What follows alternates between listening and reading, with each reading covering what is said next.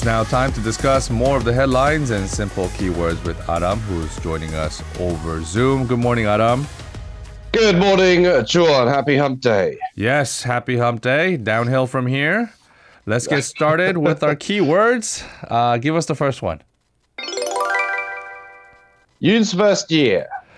President Yoon marks 1 year in office today, and even though, as we talked about yesterday, he's not giving a special press conference to mark the occasion, he did have some things to say about his first year. Yeah, so he touted that he's Korea's #1 salesman again, recounting his administration's economic accomplishments over the past year since he was inaugurated on May 10th last year. Yoon made the remark during a cabinet meeting, but was effectively seen as kind of an address to the nation ahead of the anniversary. He also reaffirmed his commitment to moving relations with Japan further forward. He said that things that were unimaginable even until recently are happening now between Korea and Japan. This cabinet meeting came just a couple of days after his summit with Fumio Kishida. He noted his plan to hold a trilateral summit with Joe Biden and Kishida on the sidelines of the G7 summit in Hiroshima next week. He also expressed confidence that the three countries will strengthen their solidarity and security cooperation. He touted that there is no area that has seen greater change than foreign policy and security since he took office. He listed a series of diplomatic events he took part in, including his summit with Joe Biden, as well as his trip to NATO. As well, Yoon vowed to continue to place economic matters at the center of foreign policy, hence why he's calling himself the #1 salesman. He also vowed to increase exports and win investments from foreign companies. He also claimed a transformation in South Korea's security, saying it previously relied on North Korea's goodwill, but has now been reinforced through resumed South Korea-US military exercises and his agreement with Joe Biden to strengthen the US extended deterrence. And he also mentioned some domestic issues as well. And while doing that, he threw a couple of jabs at his predecessor and the opposition party. Yeah, so it won't be politics if you don't have a few swipes against the opposition, and he certainly did that. But in relation to domestic issues, he touted the government's efforts to crack down on recent home rental scams or chunse scams, as well as drug crimes as well, which has been making a lot of headlines recently, especially among young people. And he said the former Moon Jae-in government pursued what he called anti-market policies that resulted in skyrocketing home prices and market disruptions. And he said this all created what he called the soil for the chunse scams. And he vowed to restore what he called a collapsed system and produce tangible results.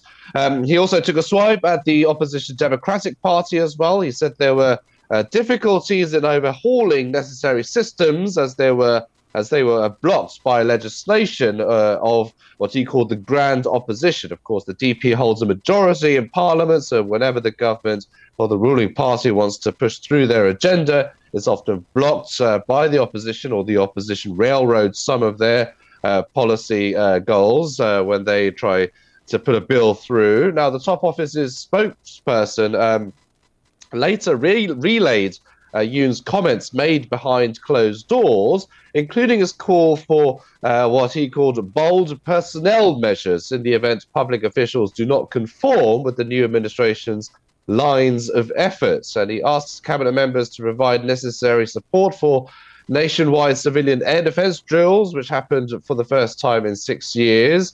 The DP, in turn, criticized Yoon, saying there is little to congratulate the president on in his first year in office. Okay, so exchange of jabs there. Staying on topic of defense, give us the second keyword of the day. Missile info sharing.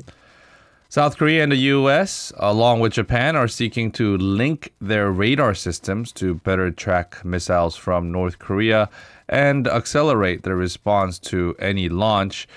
Give us the details.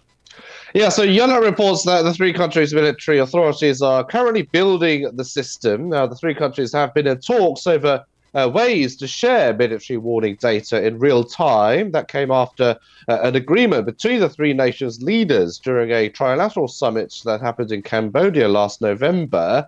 The Japanese daily Yomiuri Shimbun reported that a broad agreement on the plan is likely to come during a joint defense meeting in Singapore next month on the margins of the Shangri-La dialogue. Now, the paper said that under the agreement, the command and control centers used by the militaries of Japan and South Korea, as well as US forces in both countries, would be fed through the US Indo-Pacific Command in Hawaii. Now, this would help provide instantaneous data on missile flights while keeping some political distance between South Korea and Japan, which have each a military alliance with the US, but are not mutual allies as such. Now, currently, the real-time sharing of missile warning data from radars and other assets is underway between the militaries of South Korea and the US, as well as Japan and the US, but there's nothing in a three-way manner. Now, the arrangement would be one of the most basically tangible efforts to improve joint efforts to keep track of North Korean missiles, but the effort, of course, could also draw the ire of Beijing and, of course, Pyongyang as well. Now, Seoul's defense ministry said earlier the three countries are still in talks, and that nothing has been finalized, so we'll have to keep our eyes and ears open. Okay. And jumping over to a more of the issue of the nuclear wastewater in Japan, that's going to take us to the third keyword of the day. Thorough inspection. Korea has vowed to thoroughly prepare for an upcoming inspection of radioactive water from the Fukushima nuclear power plant. But we're getting now a little bit of mixed message from one of the ministers over in Japan on what those inspectors' role would actually be.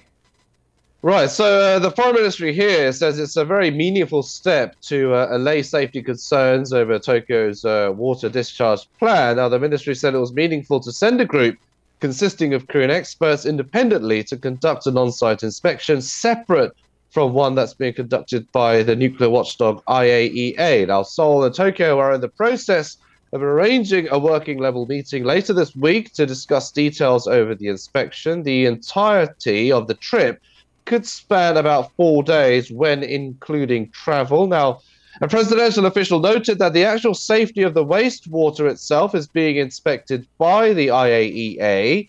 The official said it's the Korean team's job to check the treating facilities. Now, points of inspection include the existence of proper safety facilities, their operational capabilities, as well as the transparent disclosure of related data. They will also verify the accuracy of data on the wastewater disclosed by Japan.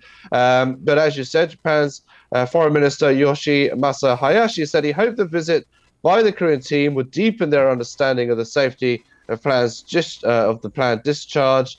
The question is how accurate the inspection will actually be. Now, key sticking points would be if the team just inspects things on the surface, just taking a tour, basically, if you will, or really press the relevant Japanese officials for information. It seems like the Japanese side are a bit unwilling to share too much of the details, but we'll have to see what the team actually does and what results they come out with, or what assessments they have when they do make that trip soon. Okay. And let's go on to the fourth keyword of the day. EV tax break. So the South Korean government will expand support on the electric vehicle sector under a new tax code that will give more tax breaks to companies that want to contribute in the sector.